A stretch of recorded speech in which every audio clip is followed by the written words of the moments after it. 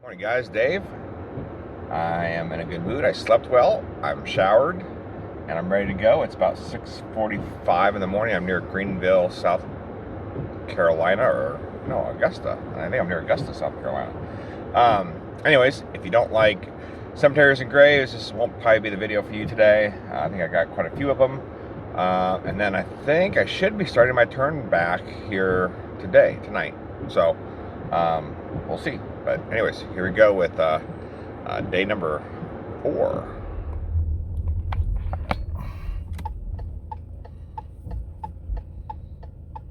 South Carolina State Capitol.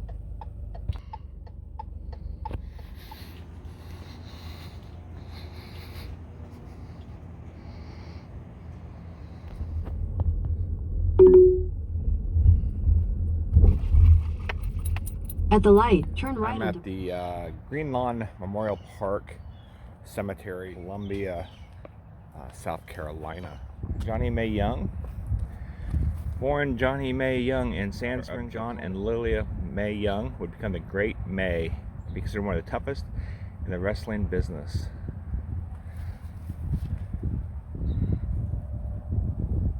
Hopefully you remember her. The fabulous Moolah, Mary Ellison.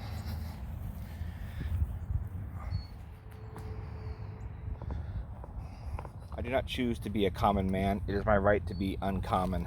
I prefer the challenges of life to level back out. He realized he had to just fly the airplane and troubleshoot the leg would eventually touch down and promptly dig into whatever. Except he would be cartwheeling and not rolling to a gentle, satisfying.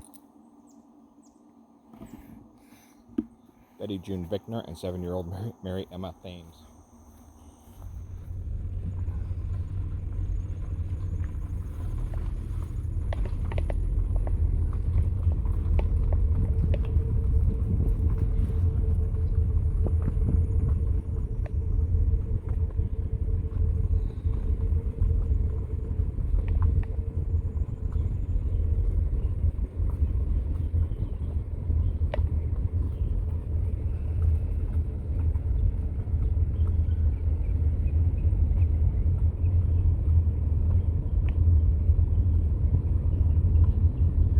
That killing someone face to face is significantly harder to target the person.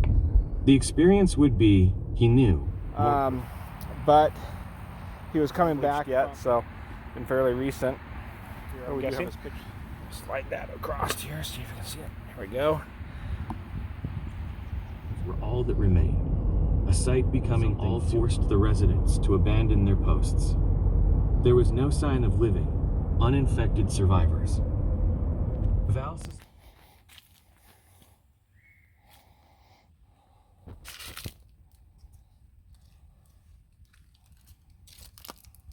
Time of their death.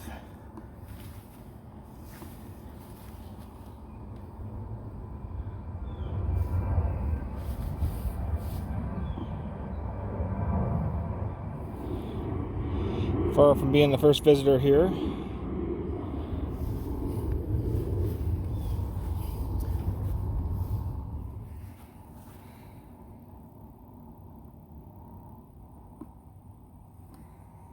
Alright guys, I warned you at the beginning of the day there's going to be a lot of graves and cemetery visits. I think I may have a few more to go today if I can get up there before it gets too dark.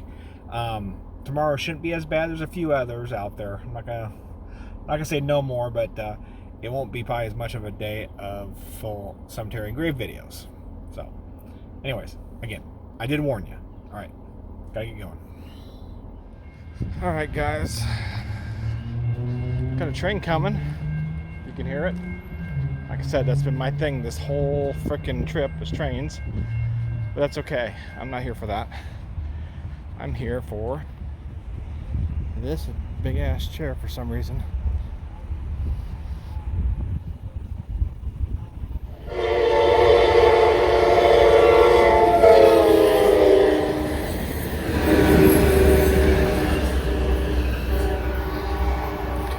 That went through fast.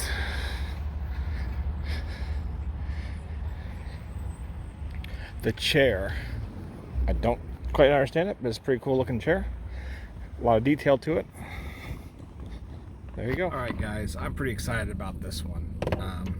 This is one I've been wanting to do for quite a while, and I've never been over here. So this one I am excited about. We're in High Point, North Carolina, the furniture capital of the world, and we are at the largest chest of drawers.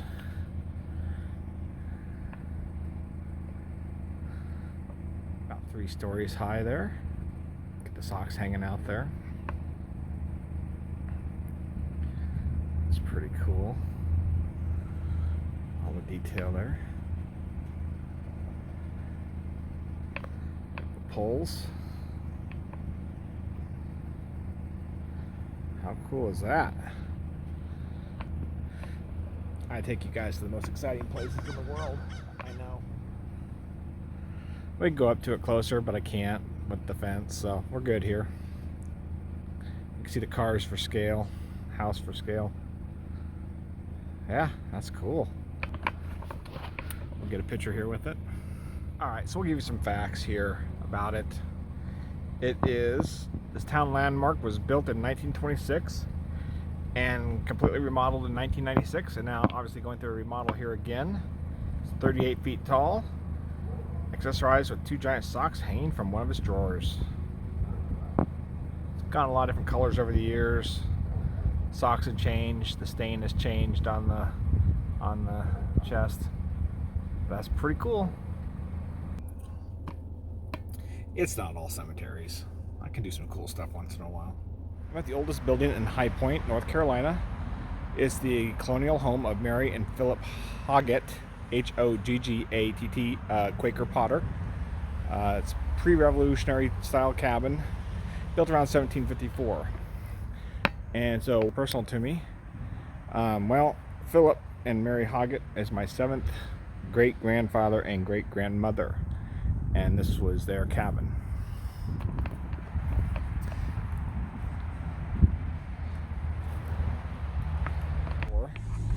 It was moved to this historical park in 1973 from its original location at the corner of Phillips Avenue and Rotary Drive in High Point. I'm going to try to head there next. The Hoggett house was restored after a fire caused by a lightning strike in December of 2004. Plaque here. Philip and Mary Hoggett built this house in 1754, 4 miles southwest of here. The Hoggetts were among the first Quakers to move to this area. This was donated by Mrs. Betty Jo Kellum. The cabin was relocated to the site in 1973 and restored with funds from the Amos family. The cabin now contains a floor loom and other textile production artifacts of the early 19th century. Craft demonstrations are also conducted here.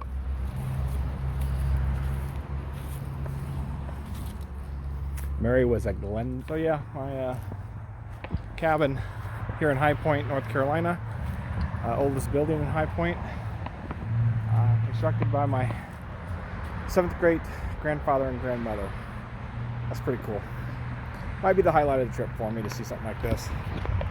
Get back here to the pictures. What's crazy, I mean, there's no fixed number, but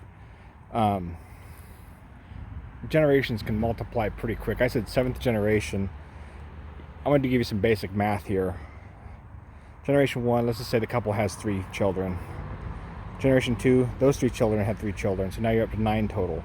Generation 3, those 9 people had 3 children each, 27 total. Generation 4 could be 81. Generation 5 could be 243. Generation 6 could be 729. And Generation 7 could have 2,100 people if they all just had 3. Now we know some of the families don't have as many as 3, but we know the larger families were quite a bit larger back in the day. Earlier deaths. But in this scenario, a single couple could have nearly 3,300 descendants within 7 generations. So there's a lot of us related to Philip and Mary Hoggett. A serrated red clip off the trigger, flicking it onto the floorboard. Kind of an anticlimactic ending to day 4. I wanted one more stop, but there was There was something going on where I'm stopping tomorrow.